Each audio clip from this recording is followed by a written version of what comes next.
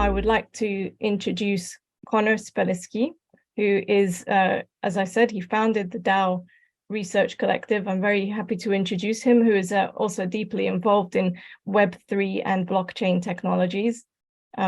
He founded the Canadian Web3 Council and the Blockchain Association, and he's also an extremely talented decentralization researcher.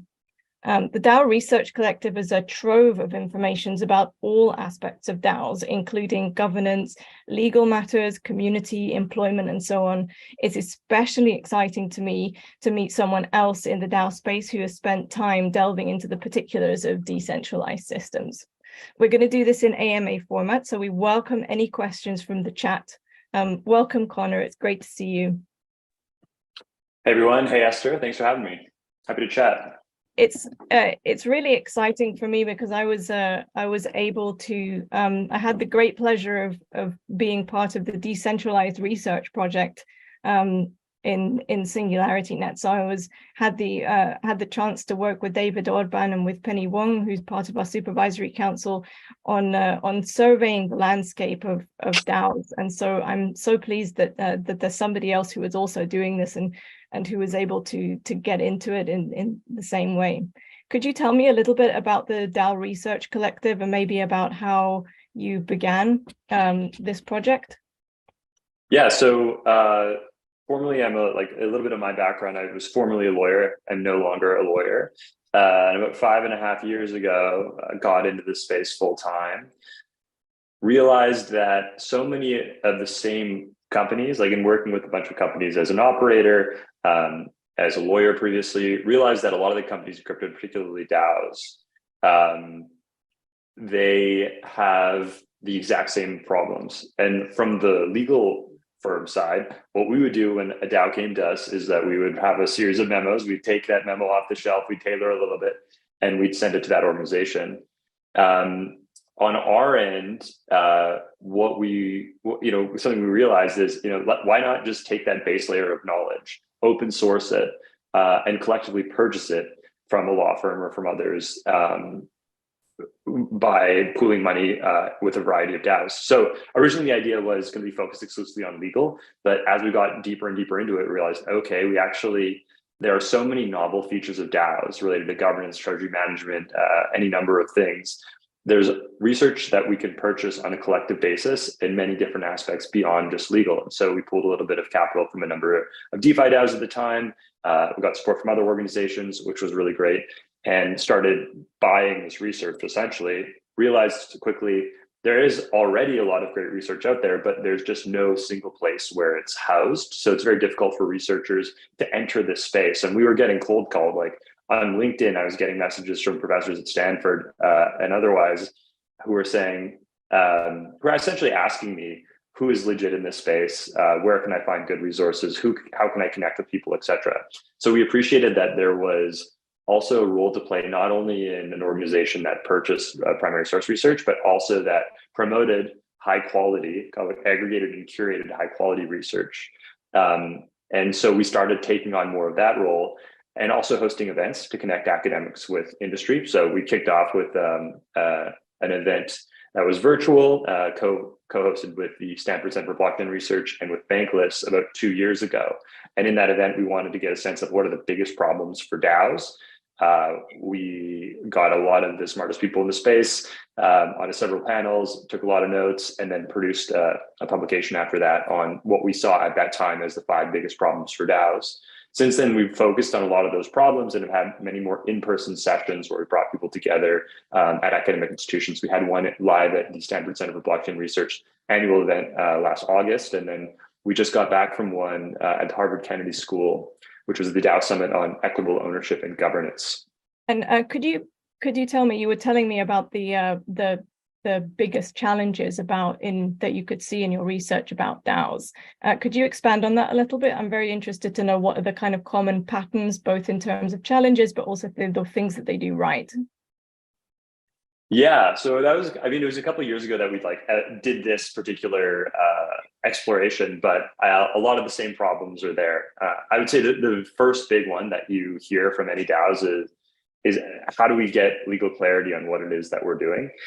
It's incredibly difficult for DAOs to, it's incredibly difficult if you are a DAO operator to feel very comfortable with working in a space where things like OkiDAO are happening. OkiDAO was a DAO where the founders and those participating in governance, it seems, might have to pay a fine tied to the actions of the DAO. So as members of the DAO who participated even just a small amount in governance, they might be jointly and severally liable for the liabilities of the DAO. So in a world where that kind of governance concern is really significant, and that kind of legal concern is really significant, that's where we're seeing a lot of the fear among leaders in the DAO space is, what do we need to do in order to stay compliant? How do we limit risks for contributors? Do we need a structure? Do we need a legal entity, or should we stay without one? If we stay without one, are we our partnership? What are our liabilities? And the questions just kind of balloon from there. Not only is this just an existential problem, but it's also an incredibly expensive problem. So if you are someone who's about to found a DAO, you might go talk to lawyers in several jurisdictions. You're going to get a lot of conflicting advice because the rules generally are unclear. You're going to try to find where you can domicile your organization in a way that makes sense. That's going to be really expensive. So part of what inspired us to start the DAO Research Collective was appreciating that cost is prohibitive for many people who want to build in the space. Let's get everyone up to a baseline of knowledge from which they can start operating in a way that makes a little bit more sense.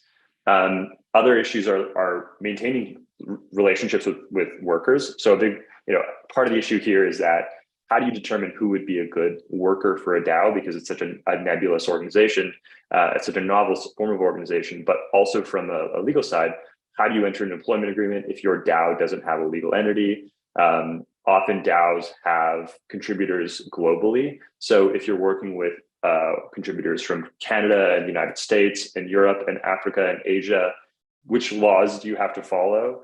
And for you to do an analysis of the employment laws in each jurisdiction that your workers might be from is really exhaustive and also requires a significant amount of resources. So in so many ways, the world is not built for DAOs. It's truly not optimized for DAOs. And there are more interesting tools that are becoming available, and projects which are getting founded to help facilitate DAOs with all these issues. So one I'd highly recommend people check out if they're in the space is Toku, which is a project that operates in many ways like an employer of record for DAOs. And it's an organization through which DAOs can employ people or have contractors, and they kind of do the work of going into these jurisdictions and figuring out the employment laws, setting things up, and just taking that headache off your plate, because a lot of DAOs don't have to deal with that work. I'd say other than that, like liability for stakeholders in the ecosystem is really critical for DAOs. Making decisions about governance systems, of course, like when we think about DAO governance systems, a lot of people think to the early DeFi DAOs like Aave and Compound and Uniswap. And I think we've seen that those systems have been very challenging from a one token holder, one vote situation. And we're in a place now where luckily DAOs are starting to learn almost from the challenges of the early DeFi protocols, and they're starting to build out more impactful, effective systems of governance. And I'd say one thing that's pretty amazing is DAOs are where all of the experimentation and digital governance is happening, which is a pretty exciting thing to see. And that experimentation is going to have a huge impact on digital governance, like in and outside of the DAO space, and could be really critical when we think about things like governing big tech platforms in future, right? So governance systems really critical for DAOs, but then also outside of that space. I'd say those are some of the most critical issues for DAOs. And could you perhaps comment on what kinds of practices you see that are potentially like really self-destructive in DAOs, or conversely, like really excellent and maybe even surprising things that you found while you were doing your research? Yeah, I'd say a practice that DAOs should employ to the extent it's possible is appreciating that much of what is happening in DAO is not completely novel. Like this was the original sin, I think, of many DAO founders in reflecting on the idea that we are building something the likes of which has never been seen in the entire world. There has never been a movement like this around collective ownership and governance. And that's just simply not true. Like at the scale and using blockchain technology, maybe within that scope, it is true. But looking back to previous movements like this, and if we're looking at this from the perspective of employment and kind of ownership, quasi anti-capitalist movement, we only need to look to the cooperative movement. And cooperatives had their moment, 150, maybe to like 80 years ago, roughly, depending on the jurisdiction we're talking about. But it's the kind of organizational structure that a lot of us forget about or don't realize we're interacting with all the time. Cooperatives play a significant role in industry in the United States. For instance, a lot of Americans, particularly in Middle America, get their electricity through electrical co-ops where they are members, and they get their internet through those electrical co-ops. And those co-ops were built out, those networks of electrical co-ops were built out because corporations didn't want to build electrical infrastructure in places like Colorado and Wyoming. And so locals got together to build that infrastructure so that they had those services available for themselves and decided to organize through cooperatives.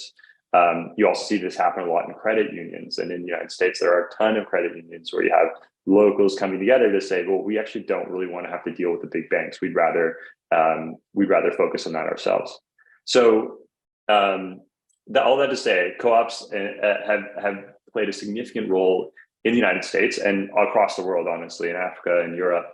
And when it comes to thinking about, okay, there's a revolution that is pulling us out of the corporate stranglehold. How should we organize? What is human nature like? How should we think about governance? There's a substantial amount of information available to us as to how this will go based on the history of co-ops. And there are also other kinds of organizations we can look to, but that's just a really direct comparable. And we're seeing a lot of folks appreciate that comparable. And actually at the event we hosted at Harvard, the Summit for Equitable Ownership and Governance, a big focus was on how DAOs and co-ops could almost come together, how co-ops could use DAO tooling to enhance their scalability and operations. So when it comes, all that to say, when it comes to good practices among DAOs, I love those organizations that are trying to look to the past to say, what have we learned from the past? We don't just need to build everything from the ground up because we won't be successful. And I think that was demonstrated in part by the early governance systems, which are one token, one vote. And of course, at an early stage, you can't knock founders who are just trying to try things. But now we know that that is not a perfect system, and we need to learn from that. And we can look to other forms of interesting governance, which may or may not be better, but are different, and I think will lead us in the right direction. And so by way of example, we're seeing more governance systems, particularly in smaller DAOs that incorporate reputations, some that incorporate mechanisms like quadratic voting, of course, something that is being iterated on significantly by Gitcoin right now. So that I'd say is the good behavior. And I guess another example here is optimism, which is thinking about governance, not like corporate governance so much they are as like political governance. They have a two-house system that they're experimenting with. And I think those kinds of steps are getting us in the right direction. In terms of activities that I would think are not as positive, I mean, unfortunately, crypto has been used for scams, as we're all aware of. And so there's certainly some of that negativity in the space. And the really significant issue for that, of course, is an issue for those who participate and get rugged. That's really too bad. But also is the impact it has on the industry and on the perception of the industry. Like, we have to realize that people outside of the space don't appreciate all of the great building that is happening, right? They hear the headlines, they hear about FTX, and even if FTX is a centralized Ponzi, they just associate it with, and has very little to do with crypto, they just associate it with crypto, unfortunately. So those kinds of activities are obviously very negative. But I think to people who are reckless in this space, and maybe are intentionally reckless, others are maybe just moving really quickly, they end up having a negative impact on the rest of the ecosystem and on our reputation as an industry. So that's some of the bad stuff I see. That's really interesting. Thank you. I have a follow-up question regarding the kind of cooperative models. Mm-hmm. How scalable do you think it is in terms of applying the cooperative models to DAOs? Do you think it is scalable beyond a kind of grassroots mechanism for local decision making? It's a really good question. I mean, I think at times part of actually what hinders DAOs from using the cooperative models are KYC requirements. And also at times members have to be located in particular jurisdictions, which makes it a little bit difficult. So it's almost one of the biggest issues with a DAO organizing as cooperative, at least that I've observed. I'm sure there are many other things. It's just the registration and the location of participation of members, maybe things like also the sale of membership, whether it's in the form of a token. I mean, a governance token wouldn't really work inside of a traditional cooperative. The way I like to think about it, though, is almost is not only what co-ops can do for DAOs. I think what co-ops can do for DAOs, they will work, those structures will work for some DAOs, and some DAOs are organized as cooperatives, but it's also what DAOs can do for co-ops. And then in turn, what co-ops will do for, it's kind of a virtuous circle in some ways. I think that the cooperative model, it's funny we talk about scalability of the cooperative model, the cooperative model's scalability is part of the issue. There are significant issues with transparency in cooperatives. There are significant issues with membership engagement and voting, all of which we're trying to improve with DAO tooling right now. You know, we have some of the same issues in DAOs, but I would say, for instance, that transparency in DAOs is pretty exceptional. Obviously, information recorded on chain, a lot of interesting dashboards and tools created so that members can follow closely how decisions are made, who is making decisions, who's voting on what, etc. And it's those kind of tools that I think cooperatives could use to build their businesses up, enhance, and almost start the movement again. Because another feature of DAOs on this, as interesting as I've spoken to people in the cooperative world, one of the things they're most excited about with respect to DAOs is actually the excitement around DAOs. So the cooperative world really had its heyday and its boom time in which many of these organizations were formed. There's a lot of creativity and original design around cooperatives. And in the last, I don't know, 40, 50 years, that's really slowed down significantly. Whereas in DAOs, we're seeing a lot of iteration, a lot of interesting design, et cetera, et cetera. And so cooperative people are excited by that excitement, and also by some of the tooling that we're building right now. But the worlds are pretty separated at the moment. And so it's going to take a lot of work to spend time with these kind of organizations and have DAO tooling companies, for instance, work closely with cooperatives and other legacy organizations to help them understand how DAO tooling could be applied within their organization. And one thing that we're talking about, we're publishing a paper for the Harvard Belfair Center on equitable ownership and governance.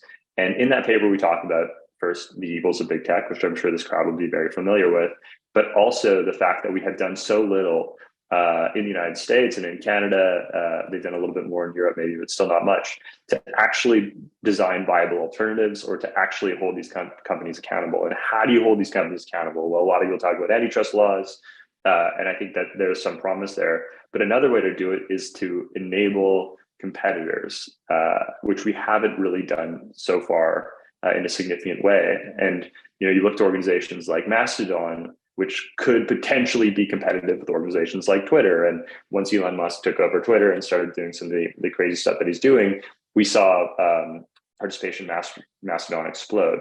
Well, Mastodon is a series of independent servers, and at times they federate, but to do that at scale would be very difficult, we think, without DAO tools. But you could imagine federated Mastodon servers using DAO tools and organizing each of those servers as co-ops, so you have some sort of local touch points, and the coordination is maybe more local, but at the federated levels, you're using DAO tooling to enable that kind of interaction, which is a pretty exciting piece if you're someone in the co-op world who hasn't seen innovation on this side of things in a really long time.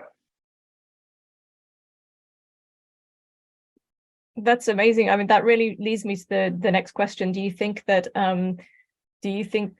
the cooperative / particularly cooperative DAO models have the potential to challenge the established way of doing things in a significant way, which is in fact what this organization SingularityNET is trying to do with artificial intelligence? That currently many of the AI, the big AI explosions have happened with large tech organizations, and we really want to bring about a solution that is distributed, that is democratic, it's fair, it's just, So, and I just wondering if you see in any other areas, for example, in large scale government or in, let's say, distribution or anything else, do you see DAOs as having the potential to pose a significant challenge to these ways of doing things? I wouldn't say I see it as a challenge necessarily, so much as I see it as an opportunity for people to take what they will from this DAO experimentation and enhance their institutions. I don't think that DAOs are ever going to compete with the state, because the state will just not allow for their functions to be taken over by DAOs. I think for the most part, I mean, I could be wrong on that, but that's just my perspective. But what I see is, and we're seeing this, for instance, I think quadratic voting is a great example. You know, Gitcoin has really helped build out quadratic voting, quadratic funding, and it's been used now by the government in Taiwan, by local government in Colorado. I think some political parties have used it as well. And so we're seeing the transfer of knowledge from the DAO world. You know, we in this space are iterating on these new forms of governance, and people in traditional world are taking note of it and starting to employ some of those tools, because in so many ways, you know, our voting systems have not adjusted in a long time. You know, one person, one vote, and maybe that's appropriate for political voting, but maybe at a corporate level, it's not as important, or maybe there are other things that need to be taken into account, as opposed to like the one share, one vote. So I think that they're not necessarily challenging, but what they do is they enable challengers. So even with this Mastodon example, I would have a hard time seeing how you could coordinate Mastodon without Web3, like that larger scale federated Mastodon world that I was describing, without Web3 tooling, which makes us really excited about what we can contribute to companies that could compete with big tech. And to your point about on AI, certainly as these big tech companies are typically the only ones that can afford the research, experimentation, and the capacity to really really leverage AI in a material way, the power associated with these big tech companies is going to become more and more significant. And with respect to what I'm talking about today, I'm mostly focusing on the social media companies, maybe the Googles, but this probably applies to a lot of the other behemoths out there.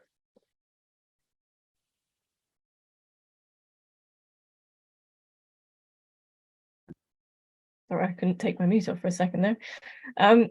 Could you give us an example of a DAO where you think governance is working effectively, given the challenges that you've outlined about one token, one vote, and the potential identity challenges of one person, one vote systems? Yeah, it's a great question, especially flagging the identity issues. I think that being realistic about DAOs is really critical.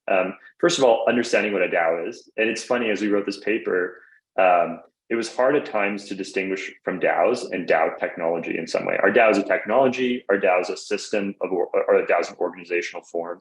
They're sort of, the term is used pretty loosely, and it's unclear as to like what actually might be a DAO. Nathan Schneider, who are working with on the paper, said to me that his mother's gardening club might be a DAO, and especially in a situation where you have no central authority in an organization, particularly where you have shared resources, maybe like you're sharing some money for a nonprofit and you're collectively making decisions.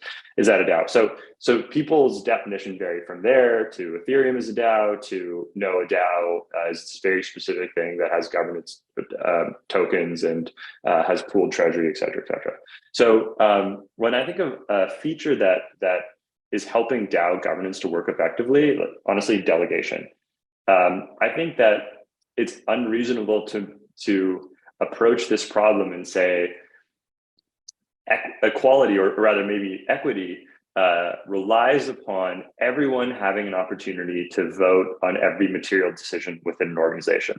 To think that people will do that for Uniswap, for Compound, for Aave, for 50 or 100 different organizations and protocols they might be interacting with on a daily basis, or on a weekly basis, as blockchain is built out, to think that they will take the time to learn about the needs of all these protocols and to make reasonable decisions about the future of these protocols is a little bit ridiculous. Like, we look at how voting on a political candidate isn't really happening at a scale or level of sophistication that a lot of us think is necessary. So why would I take the time to learn about some update on Uniswap when I'm, just essentially a casual user?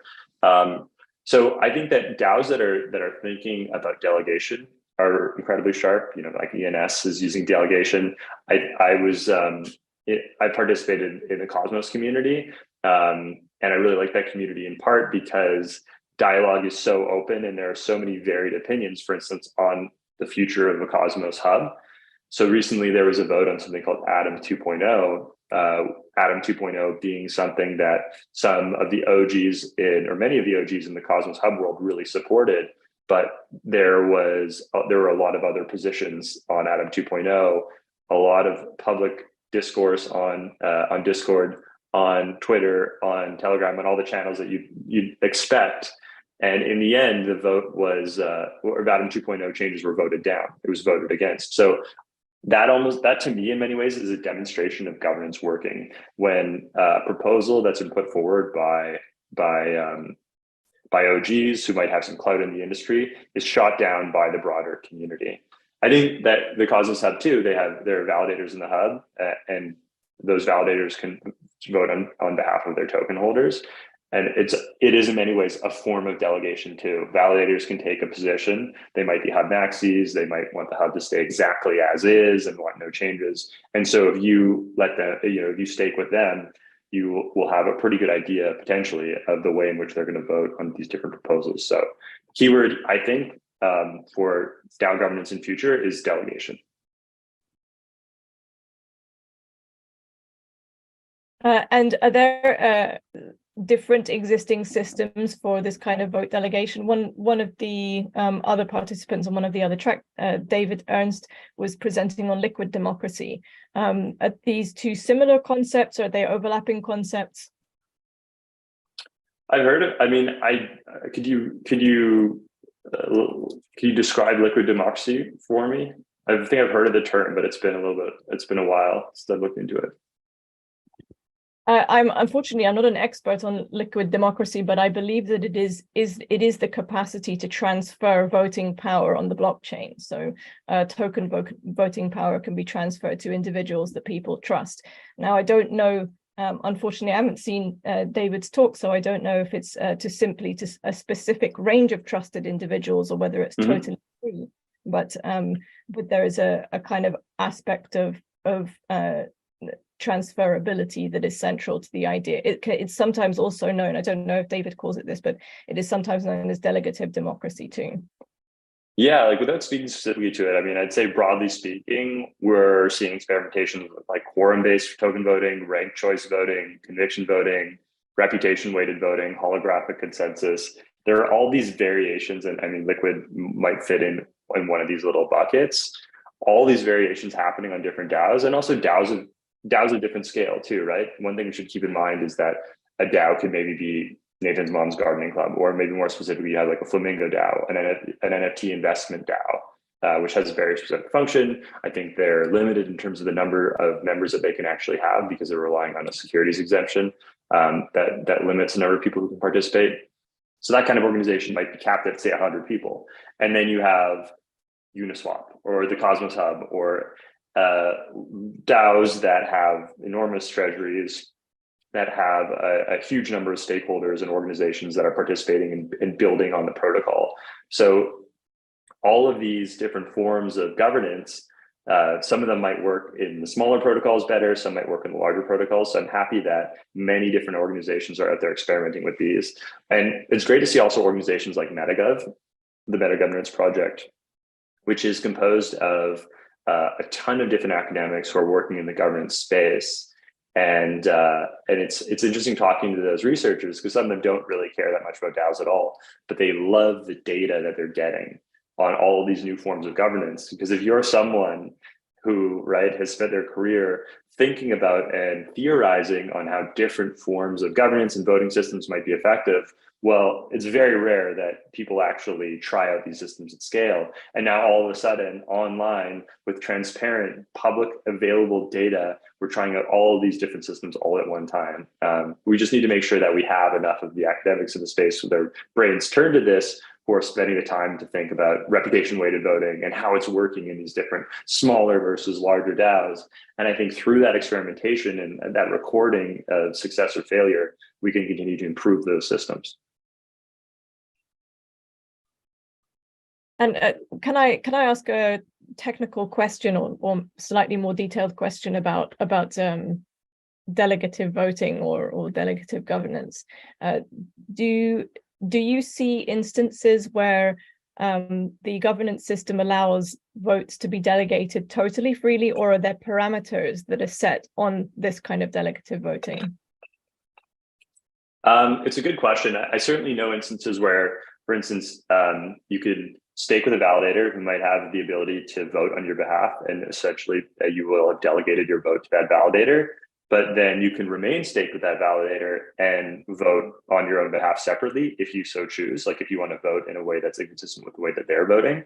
So in that way, it does set parameters around delegation. I wouldn't be surprised if there are other systems out there, maybe that limited the number of times that delegator could or that individual could vote on your behalf, or maybe the direction even, or it could, with all the reputation-based pieces, if you combine the delegation with the reputation-based system, maybe that the person to whom you are delegating your tokens could only vote on your behalf if they maintained a reputation within the community, tied even to an NFT. So the beauty is that part of the beauty of blockchain is in that rule setting. Like you could, to some extent, set and forget the delegation of your tokens. And if you were confident that the person with whom you delegated was maintaining reputation that was consistent with like an acceptable level within that community. So overall, I guess TLDR, the governance experiments are really fun. And my background is not in governance. It is in some ways. I mean, whose background is really in governance other than folks who study political science or who study corporate governance? There are not that many of them. I was previously a lawyer, of course, and like governance of corporations plays a role in that position. But it is something that is pretty novel and pretty incredible. But it's a reason too that we should think twice. If say you're a new team, maybe you're a young team of incredibly talented developers, you might realize, I'm actually not the best person to make a decision about the governance of my DAO. Governance is something that we've spent a lot of time learning about over the last many generations, and there are people who know a little bit better than me as to how I should approach this. And now, luckily, as a result of the last 3 years of DAO experimentation, there are much richer data sets than were ever available before to tell you how you should think about organizing and governing your DAO. So ask for help, basically. if it's not the area that you're most proficient in, then you can ask for help. There's a lot. Exactly. There's a lot out there. It's funny. It's so much so. I was at an event, a Stanford event on governance, which is a small event hosted by a professor there who was focused on governance, and there were maybe 10 other academics in the room. And they were all talking about how it was so unusual that this professor was working actively with industry, because he is working actively in a number of very prominent DAOs and helping them, guiding them, and providing information to them about how they should think about governance. And these other academics, who are some of the leaders in the United States on governance, seemed to think it was very odd at all. Like maybe because in their business, they never had an opportunity to actually work with industry, given how niche their subject matter was. And all of a sudden, their subject matter is very relevant to all of these decentralized autonomous organizations, and they are not really comfortable working with industry because they've never had to do it before. So there's a little bit of teaching that needs to happen on both sides. I can imagine it could also be very freeing for some of them, because if they're used to working in a very theoretical way, then meeting somebody who's actually going to apply what they've been writing about could be extremely gratifying for researchers and authors in academia. Yeah, that's totally right. Honestly, that's what I thought was going to be the case. If you have spent your career writing about a governance system or design one, you'd want to see it in action. And some take that position, but others I think they'll need more time. Yeah, maybe they just need an opportunity to get over the shock. Yes, maybe that's it. Can I ask, have you seen any examples of organizations that are combining delegated voting with reputation systems? None that immediately come to mind. I think it would be a little bit complicated to do. Yeah, I couldn't say one that immediately comes to mind. Okay, and you mentioned that your area is not, or at least wasn't at the beginning, governance. Do you mind sharing what your area is instead? Yeah, so I mean, my background was I co-founded two of the largest advocacy associations in the space, the Blockchain Association and Canadian Web3 Council. So I consider myself a decentralized internet researcher and advocate with a focus on DAOs. So not only governance is a piece of it, but it's also, when we think about what will help accelerate the growth of DAOs, we of course have to think about the legal, about the treasury management, about advocacy too. Advocacy is really critical here because as I alluded to before, there have been bad actors in the space who've really hurt the reputation of this industry. And we are now at a very critical moment where governments spent maybe the last 8 years or so learning about blockchain. And all of a sudden, we're seeing a number of different pieces of legislation that will significantly impact this industry pass. So MiCA in Europe is a great example, which will provide a ton of clarity for some types of crypto organizations. Like if you are a centralized stablecoin provider, I think you would really like MiCA.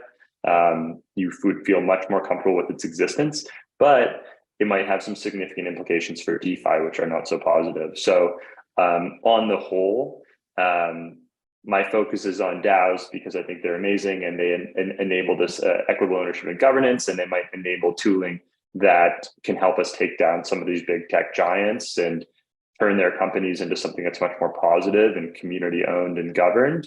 So I'm very much passionate about that. But in order to get there, I think that we need to make sure that outside stakeholders understand this industry and all of the public good that it is capable of. So my area of focus is broadly like DAOs, advocacy, I would say. Okay.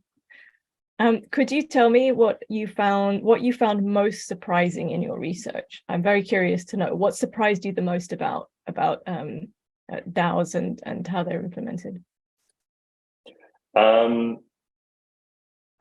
a really good question. What has surprised you the most? I mean, honestly, the approach that academics take in this space, where they're like focused on governance but don't actually want to see their systems implemented, maybe surprised me the most. I think another thing is honestly the level of engagement.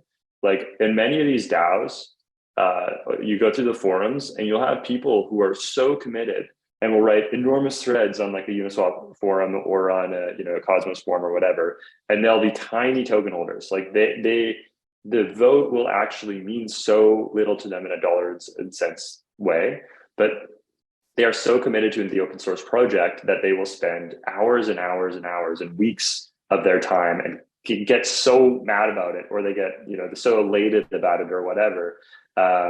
And so that kind of excitement is particularly surprising to me. And when I talk to co-op people and I learn more about co-ops, I see I hear more about that same kind of excitement when that form of organization was both introduced in a more significant way, but then also supported by government, so that people could see it take off and actually take ownership in something in a way that they had never taken before. So I see the parallels, and I'm happy to have that historical example in my pocket so that I can understand the context a little bit better. But yeah, that excitement, that enthusiasm is amazing to see, and I hope that we see it continue as this industry becomes more usable. That's something that I really noticed as well. It's almost like if you give people ownership of something, then they feel more invested and they feel much more that they can put themselves into it, which breeds that sort of passion that you're talking about. Mm-hmm. In a way that perhaps isn't so much the case in traditional hierarchical organizations, where individual power is diminished and people don't feel like their contributions matter so much, or they don't seem to have much of a voice. Yes, I think that's totally right. I think people especially certain kinds of people maybe who've never had access to an organization like this before. Like some of us are lucky enough to have maybe worked remotely for a while and have quite a bit of autonomy, et cetera, et cetera. But that is not the plight of the average worker. And so, yeah, to be in a space where they have peers who are interested in some of the same things as they are and for which they can get compensated, and particularly where they can get reputation and see themselves advance, is pretty special. Yeah. Yep. We've only got time for another couple of questions before we have to wrap up for people to be able to take a break and have a rest. And of course, you've been so generous with your time. Thank you for coming on a little bit early. I wanted to ask about, what did I want to ask about? I totally lost my thread. I wanted to ask about constructive dissent as well, like the appearance, the emergence of constructive dissent. Do you see that happen as people have more of a voice? Yeah, that's interesting. I mean, like in terms of the way that I think about constructive dissent, like I think that another piece of maybe digital governance as opposed to governance where you're in a room voting together on something is that it carries some of the hangups of the way that we interact with people digitally. So there's a lot of trolling. There's a lot of maybe constructive dissent. There's maybe not as much as I would like to see. I think that these forums can be incredibly toxic places. People can be attacked individually, and there might be some biases and whatever involved in those attacks. So that I haven't been incredibly impressed by, and we're going to need to find solutions for that. I think that some of the solutions tied to that is something you mentioned earlier around identities, and so systems of identity that can tie to an individual, and maybe this could be like a Gitcoin passport kind of thing, but I'm sure there are many other solutions that are being built out, might put us into a place where we see more constructive dissent, where we see that kind of anon troll digital identity culture removed from the space in favor of one where your reputation is tied to your wallet or to your NFT or whatever, but you feel obliged to act like a normal human as you would when you're talking to someone face to face. So I'm optimistic. Certainly, we see a lot of people taking different positions on proposals and taking really strong positions, and also potentially suggesting alternatives which could be effective. But I am optimistic we will see more constructive feedback and more reasonable ways of approaching problems as we bring identity further ahead in this space. Yes, I completely agree with you. I think one of the difficulties, one of the challenges, and one of the things that unfortunately I think has hurt the reputation of decentralized organizations quite a lot has been the lack of accountability that comes with the anonymity. And I think that if there is a mechanism that limits that actually holds people accountable without doxing them, then you might see some actual change. Like if they suffer materially from their actions without necessarily sacrificing the kind of sacrosanct anonymity that is offered by the blockchain, and is that valued so highly by the people who participate in it. I think there could be real change. Yes, I think you're totally right. And I mean, also when we think about interactions on social media right now, it's not great, right? It's a very toxic environment for the most part. And not only do I think that these sort of systems of identity will be helpful for DAOs, but they will be helpful for the entirety of the internet if we're able to implement them in a way that keeps people a bit more accountable than we're seeing day to day. I have a question from the chat. David asks, could you please talk about the potential gaming of reputation systems and how reputation systems can avoid being distorted? Which I think is a great question and very pertinent to what we've been talking about. Yeah, I think it's a fabulous question. I don't think that I'll be in a great position to answer it just because we're at such an early stage in so many ways with reputation systems. And the ones that I've seen are so specific to the DAOs where, either a certain amount of activity will help you increase your reputation, or a certain amount of ownership maybe will enable you to maintain a certain reputation. I am absolutely 100% positive that there will be gaming of that system. And I think it's a very good flag. I think when you have maybe, and I think with Gitcoin, maybe it has the passport. I'm not totally familiar with what they're doing. I think a lot of it has to do with attestations from other wallets. So, depending on what you're trying to protect and what you're trying to not have gamed, attestations from other people, similar to the couchsurfing vouching system, if you ever saw that in the Web2 world, could potentially be an aspect of reputation building that couldn't be gamed, or would be harder to be gamed. But I still think that so many people are in this industry just to game the system, or to test or challenge the system or hack or whatever. And I am very sure we're going to see a lot of that happen in the reputation system, but they'll improve over time as a result of it, just as security and blockchains improves over time. Yes, and the beauty of the DAO model and the many of the experiments being held at the moment is that they are iterative, and so over time they will improve, and people will be able to share the knowledge very quickly about how to optimize the system to avoid gaming. I would also recommend people to visit Anton Kolonin's talk, which he gave in the third track today, and we will be posting all of the YouTube videos individually after the summit. We'll break them up and put them down by talk title, upload them by talk title. I think we've got to finish now, but can I ask you just one last question? Could I ask if you have one piece of advice to give to organizations that are decentralizing, what would it be? Look to historical precedents. That's my biggest piece of advice. That's really critical, both from governance perspective and then also from a legal perspective. That is a really great piece of advice. Thank you so much, Connor, for coming to be with us today, and again for being so generous with your time. Yeah, this is lovely. Thanks, Esther. Appreciate it.